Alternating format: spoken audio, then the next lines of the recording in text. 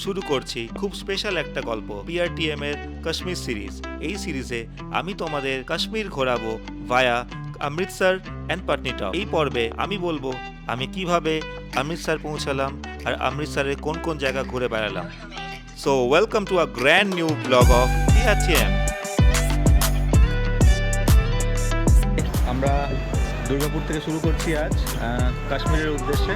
অমৃতসর কাশ্মীর হয়ে বৈষ্ণোদেবী হয়ে আমরা ফিরবো আজকে 4th March 2025। 6th March আমরা অমৃতসরে নামবো এবং তারপরে আস্তে আস্তে আমরা পাটনিটপ হয়ে কাশ্মীর ঢুকবো, তারপরে আমরা ফিরবো বৈষ্ণোদেবী ঘুরে। সো আমাদের আজকের জার্নি শুরু হচ্ছে অমৃতসর মেলে 13005 অমৃতসর মেল দুর্গাপুর স্টেশন থেকে। মা যে বসে আছে আর আমাদের এত পরিমাণ লাগেজ হয়েছে দুজনের জন্য। কাশ্মীর আমাদের ড্রিম ডেস্টিনেশন, আমরা একটা ড্রিম পূরণ করতে চলেছি। তো তোমরা সঙ্গে থাকো, এভরি ডিটেলস আমরা দেবো আস্তে আস্তে, কীভাবে যাচ্ছি, কাদের সঙ্গে যাচ্ছি, কারা আমাদের নিয়ে যাচ্ছে, কীভাবে নিয়ে যাচ্ছে এবং খরচা কত হচ্ছে, সবটাই থাকবে আগামী ব্লগগুলোতে। দেখতে থাকো। আধ ঘন্টা লেটে ঢুকলো 13005 হাওড়া অমৃতসর মেল। আমরা সেটা বোর্ড করলাম এবং লাগেজ যেহেতু বেশি ছিল সময় লাগলো অনেকটাই, প্রায় মানে দুর্গাপুর থেকে রানিঘাট থেকে লাগেজ সেট করতে করতেই হয়ে গেল। মা খাবারের বন্দোবস্ত করেছে, বাড়ি রান্না রুটি, আলু ভাজা আর গজা, সেটাই খাবো। সিম্পল ডিনার, এবার ডিনার করে ঘুমিয়ে যাবো। Good morning from Mughalsarai. আমাদের ট্রেন এখন বাজছে হচ্ছে 8:32 আর আমাদের ট্রেন মুঘলসরাইয়ের রাইট টাইমে এসেছে। এরপরে স্টেশন হচ্ছে কাশি বেনারস। সকালে চায়ে চুমুক দিতে আমরা টুয়ার্ডস কাশ্মীর। ভালোই লাগছে, খারাপ না। আজকে সারাদিনটা ট্রেনেই থাকবো। কালকে সকালে এরকম সময় আমরা অমৃতসরের নাম সুন্দর একটা ওয়েদার, ভালো লাগছে।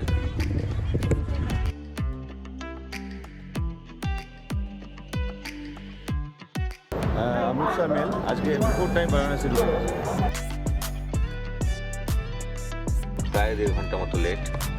ইটস 1:54 PM নাও। উত্তরপ্রদেশের মধ্যে দিয়ে এখন রান করছে, একটু লেট হয়ে গেছে। তো এখন দুপুরবেলায় প্রায় 2টো বাজছে, লাঞ্চ টাইম। আজকে ভেজ ফ্রাইড রাইস। এখন আমাদের অনলাইন লুডো চলছে, আমি সবুজ মানি টাইম পাস করার জন্য। বেশ মজার ব্যাপার।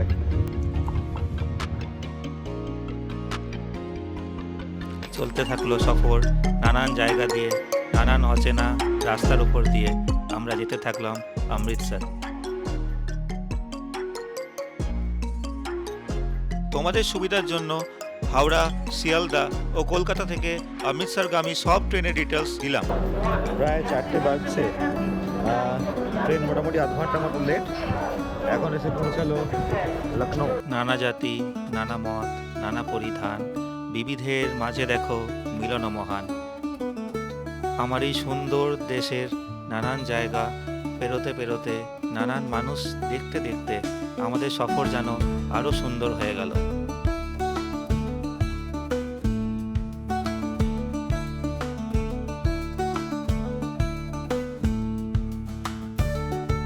একটা গোটা দিন ইন্ডিয়ান রেলওয়েজের একটা কামরায় কাটিয়ে আমরা আস্তে আস্তে অমৃতসরের দিকে যেতে থাকলাম।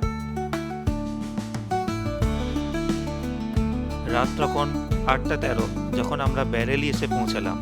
তারপর চুপচাপ ডিনার করে শুয়ে পড়ার পালা।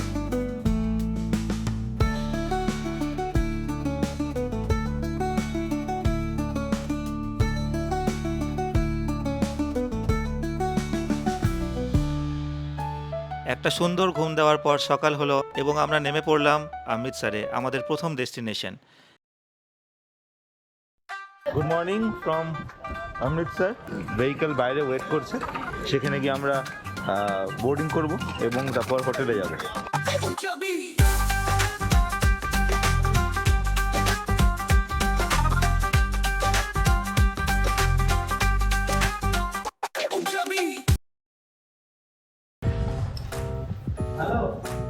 সো এটা আমাদের রুম অ্যালট হয়েছে বাই লটারি। সবগুলো রুমই একই রকম দেখতে, জাস্ট ফ্লোরগুলো আলাদা। তো এটা একটা short room tour at Amritsar. এখানে এরকম সাইজে একটা বেড রয়েছে, এখানে তিনজন আরামসে শুতে পারবে। এরকম একটা মিরর রয়েছে। বাথরুমটা মোটামুটি ক্লিন, অসুবিধা নেই। এইখানে একটা কাভার্ড রয়েছে টু কিপ আওয়ার বিলঙ্গিংস। এখানে একটা টিভি রয়েছে, যেটা আমরা দেখবো না। এসি রয়েছে প্রয়োজন পড়লে। আর এটা হচ্ছে প্যাভিলিয়ন। চলো। তারপর ঝটপট ফ্রেশন আপ হয়ে গিয়ে ব্রেকফাস্ট করে গোটা অমৃতসর ঘুরে দেখেছিলাম আমরা। কোন কোন জায়গায় গেলাম, কিভাবে গেলাম, কি কি দেখলাম, সব গল্প তোমাদের বলবো, সঙ্গে থাকো। কচুরি, ছোলার ডাল আর সোনপাপড়ি, একদম সিম্পল ব্রেকফাস্ট। যদিও 11টা বেজে গেছে, এটা ব্রাঞ্চ হয়ে যাচ্ছে প্রায়, কারণ আমাদের অনেক টাইম লাগবে ঘুরে আসতে।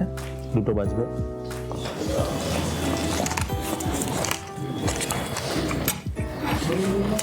ঠিকঠাক। হোটেল থেকে বেরিয়েই একটা টোটো ধরে নিলাম, চলে গেলাম দুর্গিয়ানা মন্দির। আমাদের হোটেল থেকে দুর্গিয়ানা মন্দির ছিল মাত্র 3 কিলোমিটার, ভাড়া নিয়েছিল জনপ্রতি 25 টাকা। মিনিট 15-20 টোটো সফর করতেই আমরা পৌঁছে গেলাম দুর্গিয়ানা মন্দির। মন্দির চত্বরে প্রবেশ করতে না করতেই মন এক অদ্ভুত পবিত্রতায় ভরে উঠল। স্বাগতম অমৃতসরের এক অন্যতম পবিত্র স্থানে, মহিমান্বিত দুর্গিয়ানা মন্দিরে। এক এমন স্থান যেখানে ভক্তি, ইতিহাস এবং অপূর্ব স্থাপত্যের সংমিশ্রণ দেখা যায়। আমরা ঢুকলাম প্রাচীন শ্রী শিব গঙ্গা মন্দিরে। এখানে মহাদেব ও পার্বতীর অপূর্ব বিগ্রহ দেখে আমাদের মন ভরে গেল।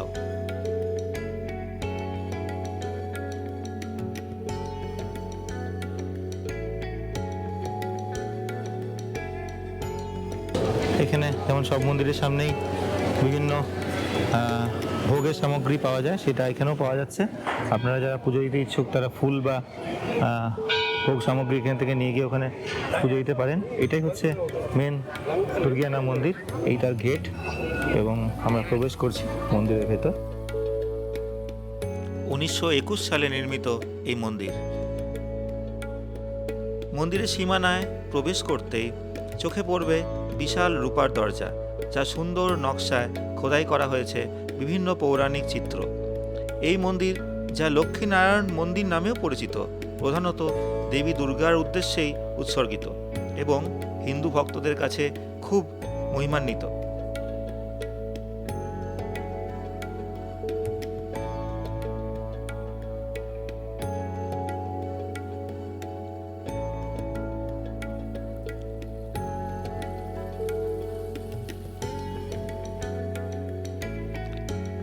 কিছুটা এগোতেই চোখে পড়ল মন্দিরের দুধারে রয়েছে এক শান্ত সরোবর, যা এর সৌন্দর্য আরও বৃদ্ধি করেছে।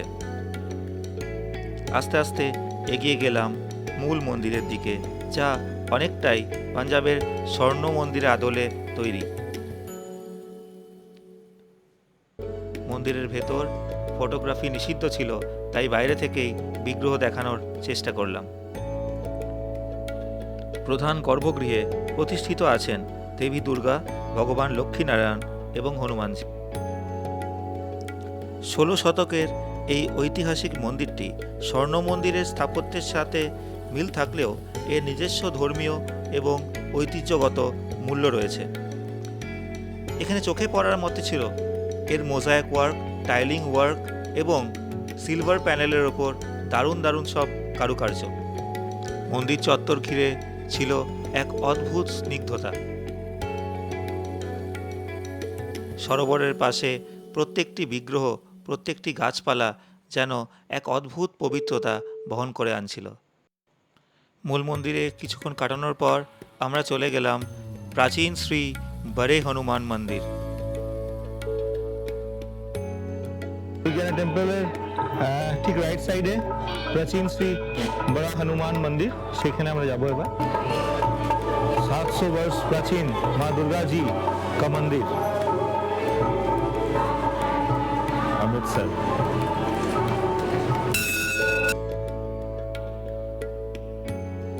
সাতশো বছরের এই পুরনো মন্দিরে মা দুর্গার বিগ্রহ সজ্জিত ছিল, পাশেই ছিল মহাদেবের মন্দির। আমরা সেটা দর্শন করলাম, প্রণাম করলাম এবং আমাদের মনের কথা মাকে খুলে বলে বেরিয়ে এলাম।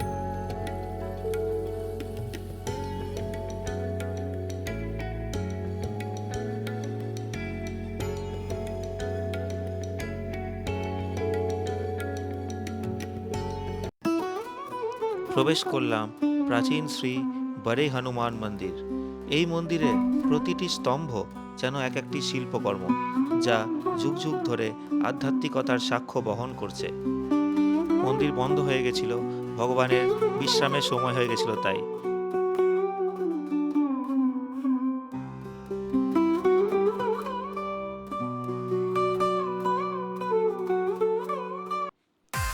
দুর্গিয়ানা টেম্পল কমপ্লেক্স থেকে বেরিয়ে একটা অটো ধরে আমরা গোল্ডেন টেম্পল কমপ্লেক্সে গেলাম।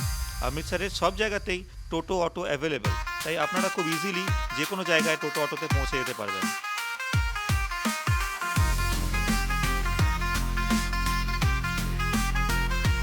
পাঞ্জাবের অলিগলিতে একটা আলাদাই ভাইব লক্ষ্য করলাম, মন চনমনে হয়ে গেল।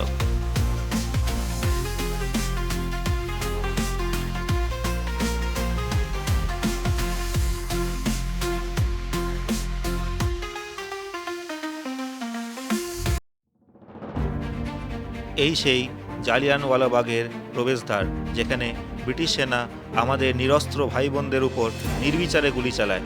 ব্রিগেডিয়ার জেনারেল ডায়ারের আদেশে 10 মিনিটের মধ্যে শত শত মানুষ নিহত হন।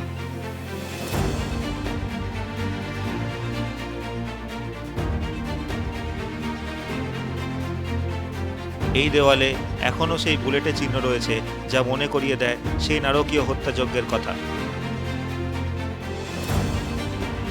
13 এপ্রিল 1919 এই স্থান সাক্ষী ছিল ব্রিটিশ শাসনের এক নির্মম হত্যাকাণ্ডের। জালিয়ানওয়ালাবাগ শুধু একটি স্থান নয়, এটি একটি অনুভূতি, একটি শপথ। আমরা যেন কখনোই ভুলে না যাই আমাদের সেই পূর্বপুরুষের আত্মত্যাগ।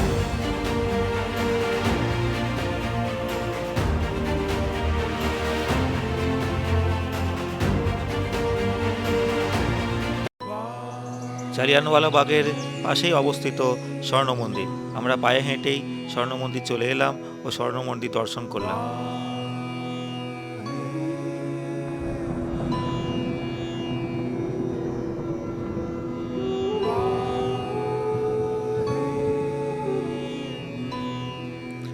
গোল্ডেন টেম্পলে প্রবেশ করার আগে সবাইকে মাথা ঢেকে ফেলতে হয়, তাই আমরাও আমাদের মাথা ঢেকে ফেললাম।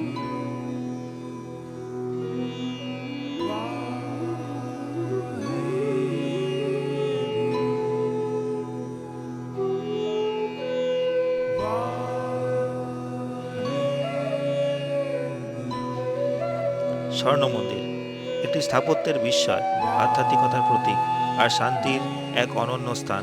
অমৃতসরের হৃদয়ে অবস্থিত এই মন্দির শুধু একটি ধর্মীয় স্থান নয়, এটি ভক্তি, বিশ্বাস এবং মানবতার মেলবন্ধনের প্রতীক। চোখ ধাঁধানো সোনার আবরণ, শুভ্রকান্তি মার্বেলের স্তম্ভ আর চারপাশের পবিত্র অমৃত সরোবর, এই সব কিছু মিলে এক অপার্থিব অনুভূতি এনে দেয়।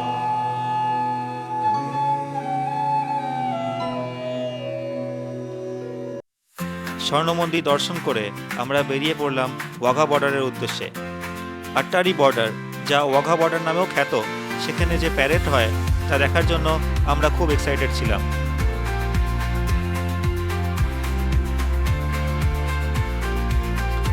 ওয়াঘা বর্ডার পৌঁছেই আমরা লাইনে দাঁড়িয়ে পড়লাম সিকিউরিটি চেকের জন্য। সিকিউরিটি চেক সম্পন্ন হতেই চোখে পড়ল আমাদের ভারতীয় তিরঙ্গা। দেখেই আমাদের সব ভারতবাসীদের মন গর্বে ভরে উঠল।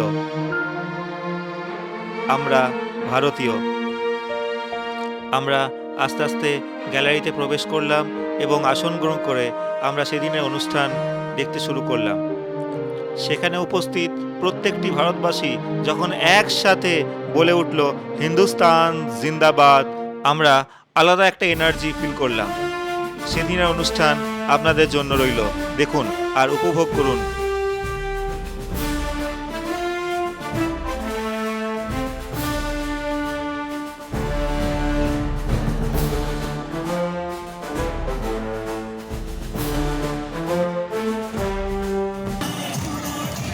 শুরু হলো নাগরিকদের আনন্দ নৃত্য, আর তাতে যোগ দিলেও আমার মাও।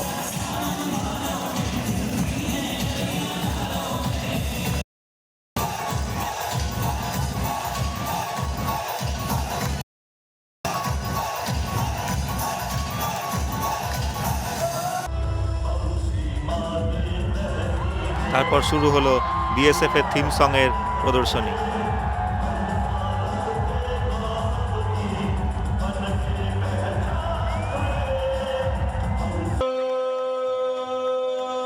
শুরু হলো মূল প্যারেড।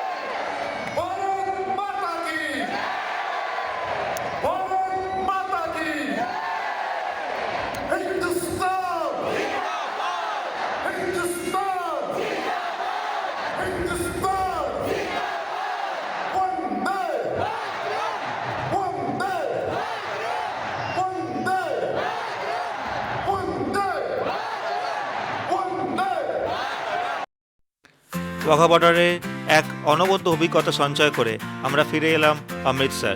সন্ধ্যাবেলায় ঘুরে দেখেছিলাম পাঞ্জাবের অলিগলি, চেখে দেখেছিলাম নানান পাঞ্জাবি স্ট্রিট ফুড।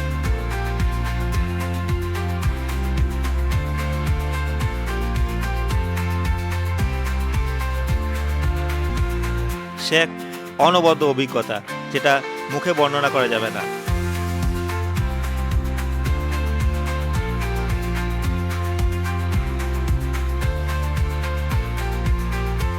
দারুণ লেগেছিল পাঞ্জাবের স্ট্রিট ফুড কুলচে।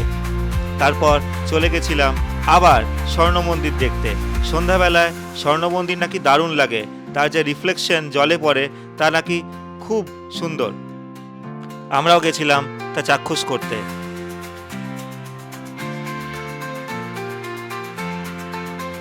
সন্ধ্যাবেলায় স্বর্ণ মন্দির চত্বর ছিল খুব জমজমাট, খুব এনার্জেটিক।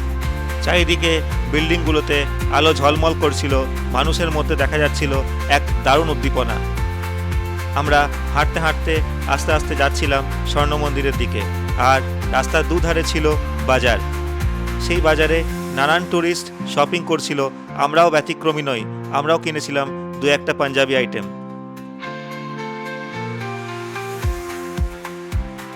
আস্তে আস্তে বাজারের মধ্যে দিয়ে হাঁটতে হাঁটতে আমরা এগোচ্ছিলাম স্বর্ণ মন্দিরের দিকে।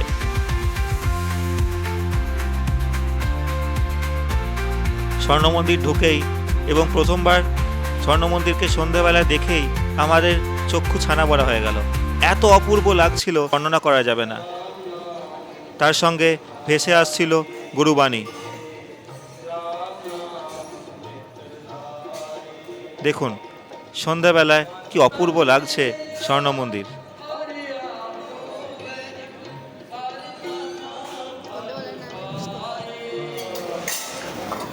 আমরা দেখলাম প্রচুর মানুষজন এখানে সেবামূলক কাজকর্ম করছেন। কেউ কেউ বাটি ধুয়ে দিচ্ছেন, কেউ কেউ আটা মেখে লাঙ্গারের জন্য রুটি তৈরি করছেন। পেয়ে গেলাম প্রসাদ।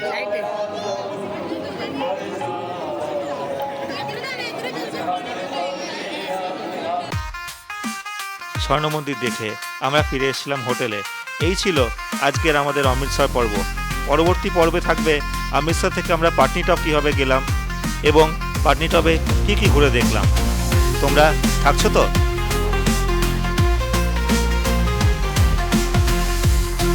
Signing off, yours truly, PRTM.